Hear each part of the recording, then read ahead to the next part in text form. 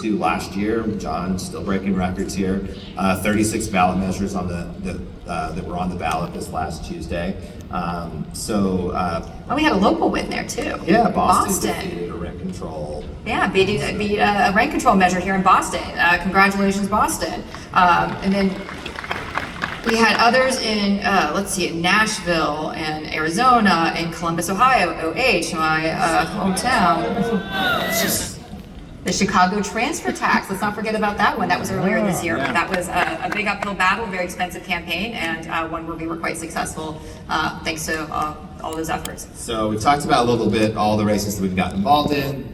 We'll put all of our wins once we have a complete list of them up on our wins website. We have nar.realtor/advocacy wins. We like to keep a chronicle of all of our work, so you know exactly what your advocacy dollars are going towards. But we want to talk a little bit of analysis and pick Shannon's brain a little bit, because you were the staff director of the House Financial Services Committee. You also work for the Treasury Secretary as a senior advisor. Give us your take here, because our big issue next year is going to be tax reform.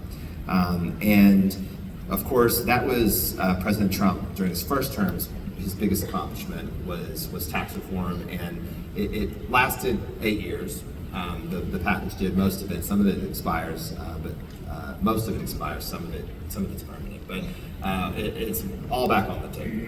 Yeah, absolutely. So the Tax Cut and Jobs Act, that many of those key provisions expire next year. So if you have been following along with all of our priority issues that we speak to members of Congress about, which are available at flyin.realtor, flyin.realtor, you've noticed that there have been a number of tax bills, because we've spent the last 2 Congresses working on bipartisan support for legislation that could potentially go into a massive tax package when the Tax Cut and Jobs Act provisions expire. Congress doesn't do anything unless they have to. We see that through emergency measures. We see that with the 30 extensions to the National Flood Insurance Program. It's always wait until the last minute, and as soon as we know that this is going to expire, go ahead and kick the can down the road a little bit further. But when it comes to the tax bills, we've been very proactive in finding those bipartisan solutions.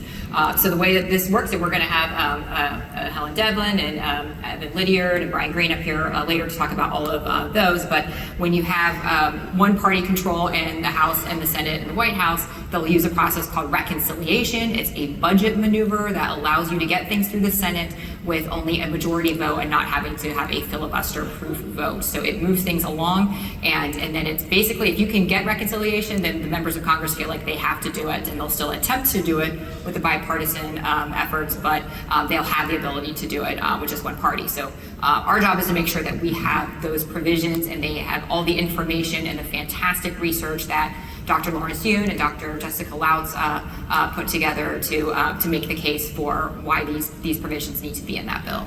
And relationships are